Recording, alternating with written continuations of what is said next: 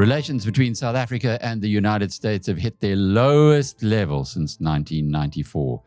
Joshua Meservey is with the Hudson Institute in Washington. We'll get the latest from him from the way that the Americans are viewing this.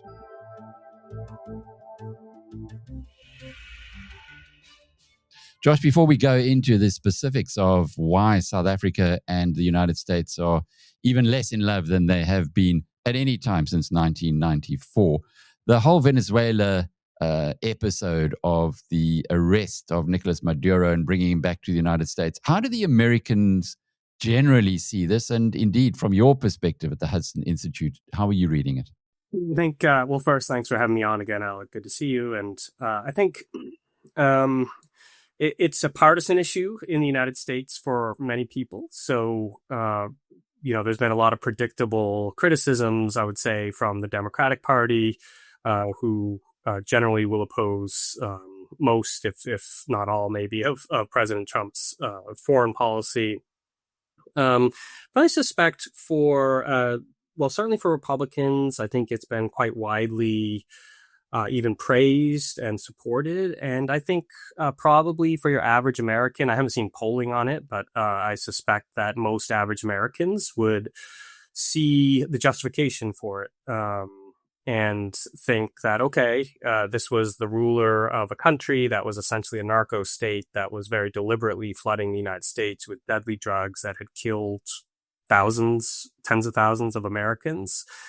He was an illegitimate ruler. He had stolen the previous election, and the opposition candidate who probably won actually has been supportive in his public remarks about the raid that captured Maduro. He was under indictment in an American court. So I think insofar as average Americans will follow all those nuances, I think generally they'd be fairly supportive of this. And the fact that the South African government has come out so strongly, almost led the charge against this in the United Nations, presumably that does, well, of course it's not going to enhance relationships which are already strained, but does it turn South Africa from being a problematic partner into an adversary of the United States? I don't know if I'd go as far as adversary. Just because that status, that dubious status, is reserved, I would say, for countries that physically threaten the United States in some way, right? So, excuse me. So obviously, I think you could lump, the Chinas and Russias of the world into that, certainly Iran into that category. South Africa is not any sort of military threat. It is a diplomatic nuisance. But so it's sort of I think the view in the United States is that the ANC and South African government are sort of the handmaids of American adversaries. So they are happy and willing accomplices to American adversaries, but they themselves haven't risen to that level. So the fact that the ANC is making the running on this in the same way as it made the running on Hamas, supporting Hamas after the attack, the October the 7th attack on Israel, is that perhaps reinforcing a problematic relationship between the two countries? Yeah, I think so. I think it confirms for Americans what many people who follow these issues have suspected for a while, that the ANC and the South African government that it still has immense influence over, and certainly within DIRCO, the foreign policy apparatus of the South African government, that it is categorically opposed to the United States, that its goals fundamentally are unaligned with what the U.S. wants to achieve in the world, and that it's committed to doing whatever it can to frustrate the U.S. So I think it's yet more confirmation of that problem that has really poisoned the relationship, actually for a long time. But as I frequently say, what has happened recently, particularly under President Trump, even going back to his first term, but also under President Biden, is that the U.S. started to recognize or realize that this was going on. It had been fairly obvious for for years, I would argue. But the U.S. started to notice that actually the ANC and South African government are very consistently antagonistic to United States foreign policy goals, especially. Be very interested to get your thoughts on this point, because even here in South Africa, we're quite clear that, or people who are informed are quite clear that Venezuela was a narco state, and there's no debating that, certainly in the US, and that South Africa itself was a channel for quite a lot of the drugs into other parts of the world. And I guess the question really is this being interpreted as just standard anti-imperialistic rhetoric from the ANC, or is there something deeper here? Is it diplomatic cover for a narco state and the issues that happen behind the scenes that haven't quite made it into the public domain yet? I think it's the latter. Again, among the small group of sort of American policymakers who follow these issues closely, I think that there is a suspicion, and I suspect that some people within the administration know for a fact, probably, if I want to be careful, but if these facts do indeed exist, that there were probably senior South Africans who were benefiting from the narco state operation that Maduro and his wife were running out of their country. To your point, we know narco trafficking from Venezuela, from South America, has gone through South Africa. I suspect potentially the even bigger problem were financial flows. South Africa has severe problems in ensuring that its jurisdiction does not get used for money laundering. And I think some of those problems stem from the fact that there are probably senior people within the South African government who benefit from these types of activities. So that is an angle, I believe, that some Americans within, who are in a position to work on these issues and know about them are looking at very closely. Yet here in South Africa, that penny certainly hasn't dropped. What would do it? What would change people's perceptions towards this? In South Africans' perceptions, you mean, towards this matter? Yeah. I don't know. It's a good question. My sense, and you would know much better than I would. You're in South Africa, and so you know it much better. But my sense is that a lot of your average South African, let's say, is probably pretty suspicious of the ANC because of its long history of profound corruption, and then also it's the just disastrous mismanagement of the country. So I suspect that your average person is, as I say, somewhat suspicious already of the ANC and might believe almost anything that you would tell them as far as ANC corruption. And of course that affects the South African government just because the ANC is still dominant within the government. And so I don't know if there are people out there who I suspect there are some South Africans who are very, very partisan, who will just accept whatever the South African government says at face value, as well as the ANC. But if you sort of step back and take an objective look at these matters, I read the ANC statements about condemning what went on in Venezuela and invoking anti-imperialism and et cetera, et cetera.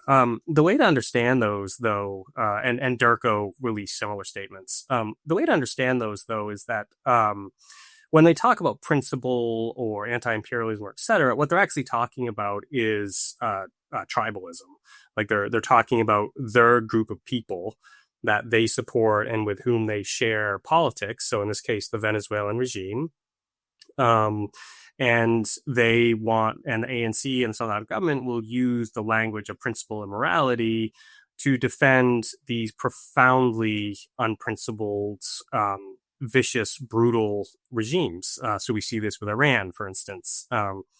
I'm waiting with bated breath to see the ANC denounce the Iranian regime for killing protesters in the streets and for repressing women in horrific ways. I think I'll have to wait a very, very long time because, again, this isn't about principle as most people would recognize it. It's about partisan loyalty. So if the ANC and the South African government believe that either a regime is aligned with it in its anti-Western ideology and actions, or there's usually a lot of overlap between these groups, a regime supported the ANC's liberation struggle, then they will view anything those regimes do as good and just, even, let's say North Korea, right? Like North Korea runs a gulag system. The ANC will not condemn that, nor will the South African government, because it's their people. It's their tribe, so to speak, right? Using that phrase in a very broad way, because the Kim regime is aligned with South Africa against the West. So when you hear the ANC or the South African government talk about, as I say, principles or anti-imperialism, anti-colonialism, etc., that's code for partisan loyalty, right? And so no matter what the Cubas and the Venezuelas and the DPRKs and the Chinas and the Russias and the Irans of the world do, no matter how badly they abuse their own people, no matter how much instability they spread, the ANC and the South African government is going to support them because they're on their side. It really does blow. It's that simple in my analysis when you just look at the massive double standard that the ANC and the South African government applies to situations like Venezuela. It does appear, though, that they may well be on the wrong side of history and that there is a fresh breeze that's sweeping through Southern Africa. We have interesting developments in Angola, where you need to say that they lost they had the election stolen from them, but they readying up for the next 2027.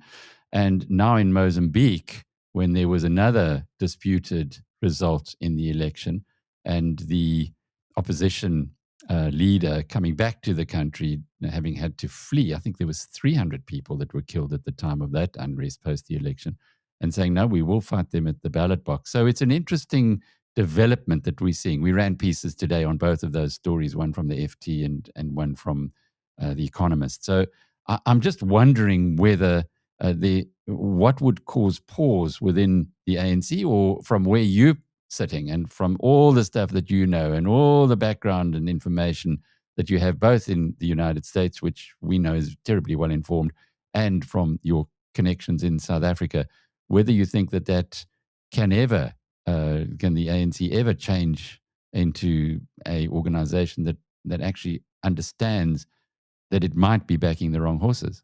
I don't believe so. No, I think the ANC is so totally invested in this narrative of that they are these brave anti-imperialist, anti-colonialist, principled warriors.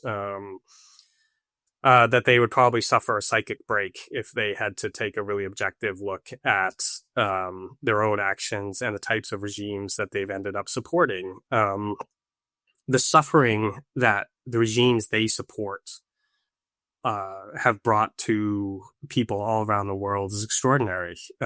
Again, they're out there defending Maduro and demanding his release and leading the charge, against what the United States did. Maduro stole the previous election. Again, I guess I'd have to go back and look, but I know I won't find anything as far as the ANC condemning the stolen election that Maduro launched. Maduro brought in Cuban troops to help repress his own people, and to ensure his stay in power. And again, this was a narco kingpin. The best way to think about him is as a cartel leader in many ways. And I believe there's even been indictments around murder and kidnapping and other issues.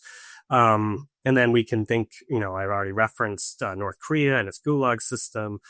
China is ethnically cleansing its Xinjiang region of ethnic minorities and religious minorities.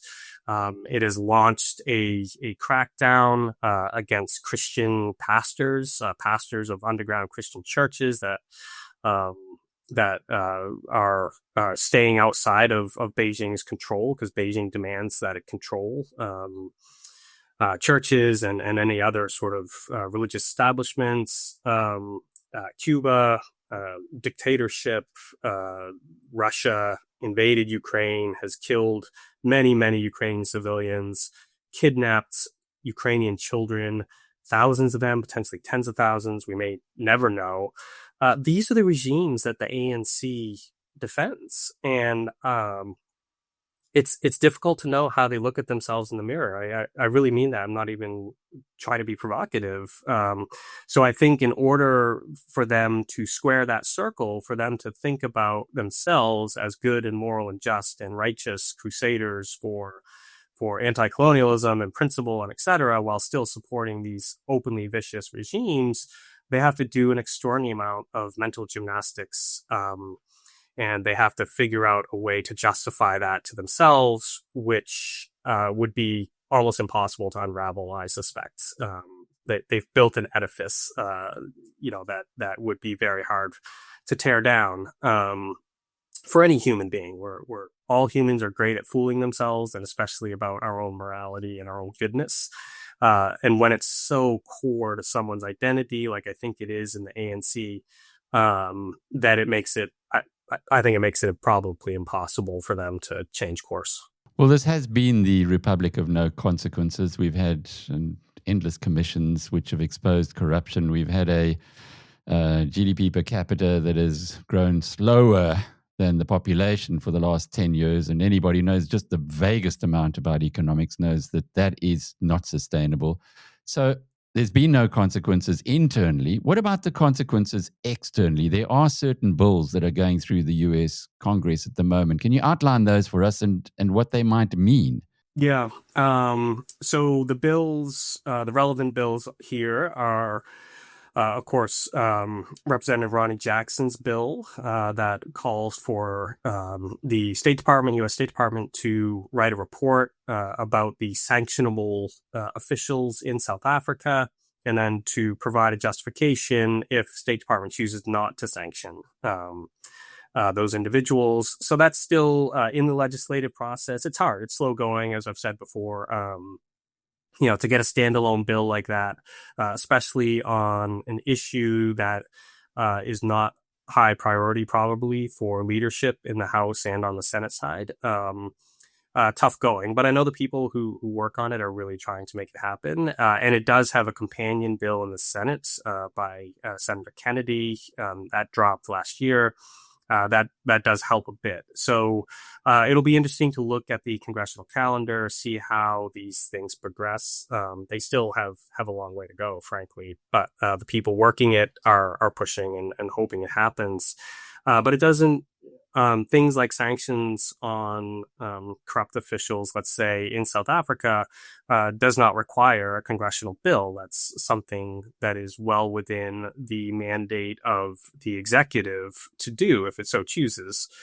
So Department of Treasury or Department of State could work up sanctions and impose those. And I know that there's still movement within DC to try to facilitate that and make that happen. We'll see if it works out, but I wouldn't be surprised if it does. I would have no idea on timing or such, but I think that would be the tool that the United States would reach for probably. If it did indeed try to impose some consequences on South African officials for their continued, both their looting of their own country, but also their involvement. I'm sure some are involved, as we've already discussed, in some of the narco trafficking that was going on through South Africa, or is maybe still going on, and the related money, even terrorism financing. It's pretty widely discussed that South Africa is probably a potential hotbed for this sort of thing. So there's all sorts of different vectors here for American sanctions against South African officials, and as I said, I suspect targeted sanctions would be the routes that the U.S. would take. Now, there's others. There's discussion of reauthorizing and extending AGOA, which is the preferential trade access system designed for Africa. A big debate there would be whether South Africa should be included in any sort of reauthorization, or should be included among the countries that benefit from AGOA if it is indeed reauthorized. I suspect it would not be included because it's so clearly is not within the parameters of countries that are supposed to benefit from this type of trade access arrangement. So, and then there's potential other avenues that the U.S. could pursue, but we'll see. Nothing is certain, and these are all very uncertain and long and complex processes. Well, unlike Russia, China, and Iran, South Africa is a democracy, so there is a ballot box. And I presume that given the way that what you've sketched here about the way that the ANC perceives itself and its views in a global sense, it would only see South Africa's reestablishing friendly relationships with the United States if there were to be a change in government. Is that an assessment that is rational? Yeah, so I think the ANC perhaps is hoping that the midterm elections will go very badly for the Republicans, and Democrats will take both the House and the Senate, or gain some more legislative power than they currently have. And there are elements of the Democratic Party that are really sympathetic to the ANC. There's probably elements, there are absolutely elements of the Democratic Party that share the ANC's worldview on some of these issues. But I always caution. It was under a Democratic president when the U.S. first publicly rebuked South Africa about its activities. This was the Lady R issue, when Ambassador Ruben Brigady brought that up in a press conference, or called a press conference to address it, actually. And then I know from conversations I've had with Democratic staffers, et cetera, going back to when President Biden was in office, that they were very concerned about what was going on in South Africa. And it's useful to remember as well that when Representative Jackson's bill passed out of committee, which is one hurdle that bills have to clear, that seven or nine Democrats voted for it. So this is not a strictly Republican issue. This is a bipartisan issue in some real ways. So putting all their eggs in the basket of hoping that Democrats win the elections, both in the midterms and then at the end of President Trump's term here, is obviously risky and fraught, because they could end up with President Vance for 8 years, or another Republican. So it's, I don't know if that's the strategy, but I've heard rumors that it is from the ANC, is basically hold on and hope that Democrats eventually take power. But as far as the situation now between the U.S. and South Africa, yeah, it's hard to foresee this relationship improving until the ANC is no longer as dominant. Certainly on the foreign policy portfolio, it very much dominates DIRCO. So it's really hard to see, how this relationship improves in the near term, because this has been going on for a while now, and it's a cycle almost. Every month and a half, 2 months, South Africa and the ANC will do something that provokes the United States, despite the trade talks that have been going on for months and months, despite all the protestations from the South African government that it wants better relations with the United States. I think the ANC and the South African government, and because ANC officials are very prominent within that government, it just can't help itself for the reasons we've discussed. You do have a new U.S. ambassador who has now arrived in Pretoria. Brent Bozell is due to meet with the South African President Ramaphosa. Might that be a beginning of an easing of the problems? Do you think he's got any mandate to fix things? I suspect he does have a mandate to fix things, but from the American perspective, fixing things will require Pretoria to make some difficult political decisions, and to stop doing things like, proclaiming their love for a narco trafficker, parading as a president in Venezuela.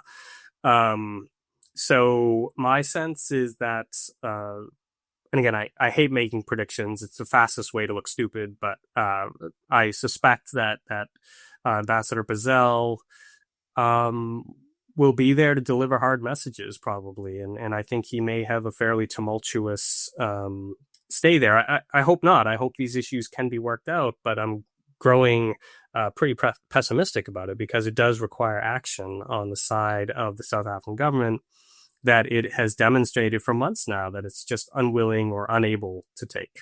It is interesting looking back that South Africa did expel the Israeli ambassador. Things get any worse, is it out of the question that Bazell would be expelled in the same way, I suppose, as the Americans expelled the South African ambassador?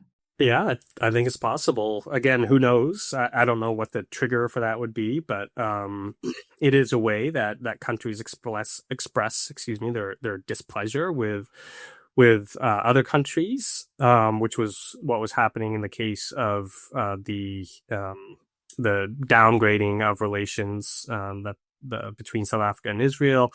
The PNGing of Ebrahim Rasool, the former South African ambassador in the United States, was more about what he personally had been saying, previous remarks that came up that were highly inflammatory and directed specifically at President Trump.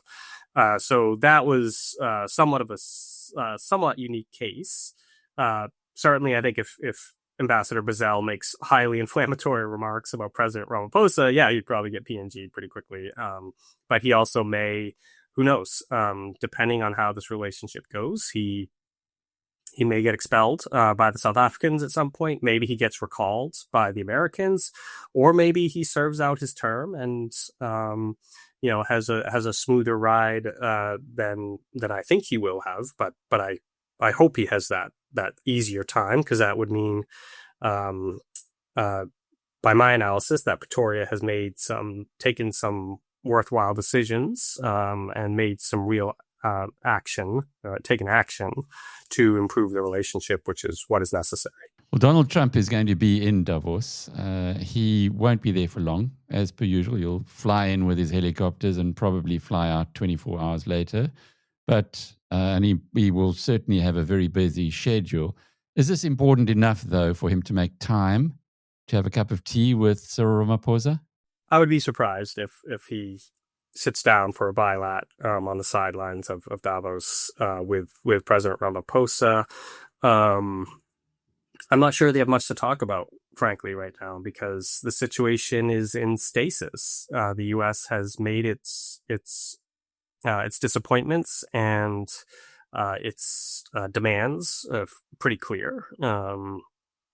And now the ball is fully in Pretoria's court, and has been for months now. But there just hasn't been much progress on that side. So I'm not sure, as I said, they have much to discuss because we're just seem to be stuck right now. And for South Africans, this is all interesting when we look at it as geopolitics. But for South Africans, what do we do? What do people here do? What do we look for as a best case scenario? And on the counter side, what do we need to be aware of to see this situation deteriorating still further? Yeah. Well, I think South Africans can observe the actions of their government. They can observe Iranian and Russian and Chinese warships off the coast of Cape Town doing exercises with the South African Navy, and they can just see whether their government is doing things that will antagonize the United States.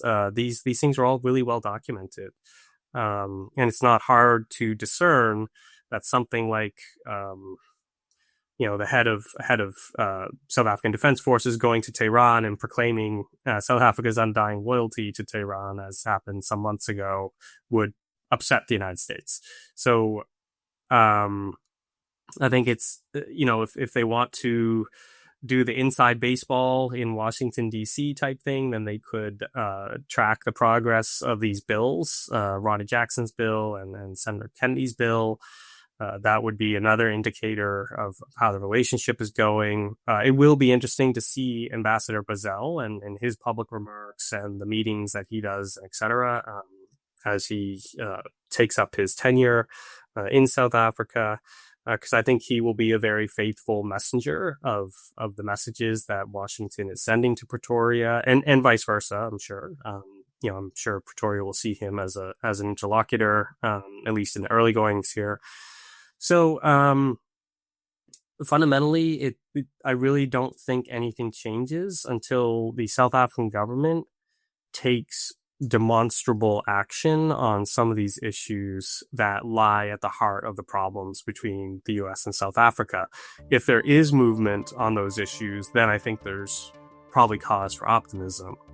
If there continues to be these types of provocations from the South African government, then I think the relationship just, it's already on life support and it just gets worse from there.